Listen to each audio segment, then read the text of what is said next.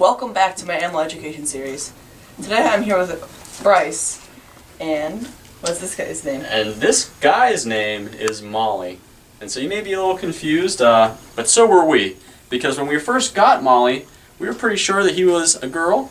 But then eventually, over time, when the vets came, we actually found out that he was a boy. Because when it comes to a lot of birds and reptiles, it's usually very hard to tell their gender. So, what kind of species is Molly?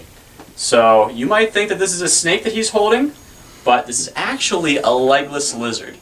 And what you may be thinking is, well, isn't that what a snake is? But you'd actually be wrong, because he has a lot of things about him that are just like a lizard and not anything like a snake. And so, for instance, if you take a close look at his eyes, you'll see that every once in a while he actually will blink because he has eyelids. Whereas snakes, they have eye caps that are clear scales that go right over top of their eyes, a lot like goggles. I can see this little line along the side of this legless lizard that ends about right here. Good eye. So that's actually his lateral groove, which is another special adaptation. And so you'll see that it's always sort of expanding and contracting because it helps him breathe. Since this guy is a lizard and not a snake, he's not the best at breathing when he's crawling around on his belly. And so that flexible line actually allows him to breathe easier.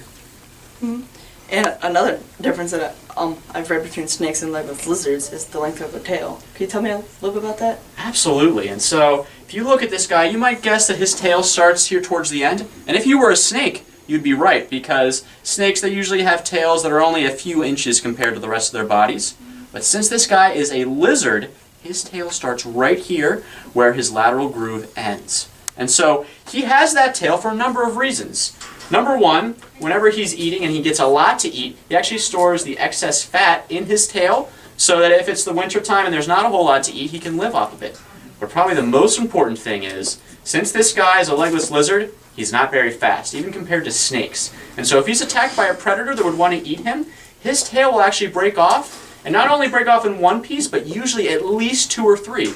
And that's why he's sometimes called the glass lizard, because all of those little tail pieces will start wiggling around on the ground by themselves while he tries to escape. And eventually, he will grow that tail back, but something very interesting about the legless lizard is that they will only regrow their tail once, whereas most lizards that have that special adaptation to regrow the tail can grow them back as many times as they need. That's very interesting.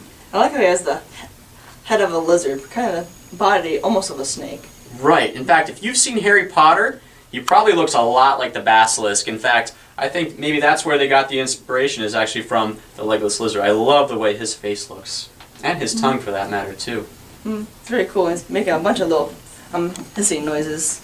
Right. And so the reason for why he's always making those little sort of hissing noises is not because he's upset. He's actually very comfortable right now.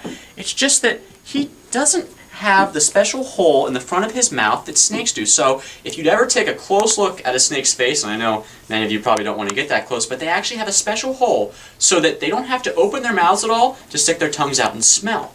He does not have that adaptation, and so when he sticks his tongue out to smell, he's got to open his mouth and do a lot more work. And that's why it's always making that little hissy noise. So where can you find this kind of legless lizard? So this guy, this species specifically, is actually found in Europe. He's called the European Legless Lizard, although you can find legless lizards right here in North America if you go out west. Now, the reason for why at Zoo America, where we usually have North American animals, the reason for why we have this guy instead is just because he's a lot bigger, and it's easier to see all the really cool things about him, and so he's sort of a special case here. What do they eat out in their natural habitat? So this guy is definitely a predator. Now, he's usually living in rocky outcroppings, especially near farm fields, because he loves to eat vermin. Now, his favorite food would probably be a mouse, but he's not picky. He'll eat bird eggs, small birds, and even some insects too. So really anything that he can fit in his mouth.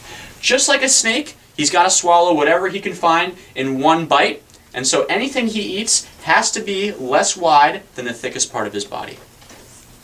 What do you feed this legless lizard here? So here he gets usually 2 or 3 pretty small mice about 2 or 3 times a week. Now in the wild, he wouldn't need to eat that often. In fact, he could be a very healthy legless lizard and only eat a few times a month. But we just like to make sure that he gets all the nutrition that he could possibly want here. Because me holding him, he seems pretty thick and healthy. Yeah, definitely. And if you notice, as he's holding him, he's not really wrapping around him. Usually snakes, they're very flexible and muscular, and they love to wrap themselves around things so that they're nice and stable, especially when they're climbing. This guy is not a very good climber. You can see he can't really hold on, and that's just because he lacks that flexibility that a snake would have. I can really feel that as I'm trying to hold him here. Yeah. He's just kind of flailing around. I like to say he looks like a big sausage that's sort of just hanging there in your arms, but he's a very nice lizard, and so I like him a lot. What purpose is this coloration serve for him? So the reason he has this coloration is actually so he can camouflage in. Now he's mostly brown, but you can see a little bit of red too, and that just has to do with where he's from.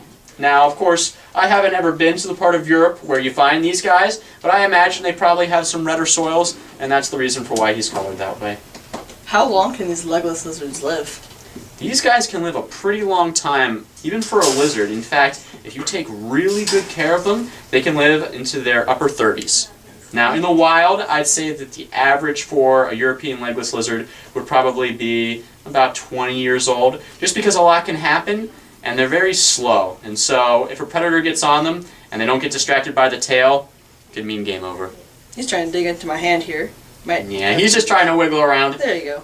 Because he loves to smell and sort of explore. Well, thank you, Bryce, for telling me about the species of lizard that Molly is. Absolutely. He's a cool guy. If you guys enjoyed this week's episode, don't forget to leave a big thumbs up down below and subscribe to my channel.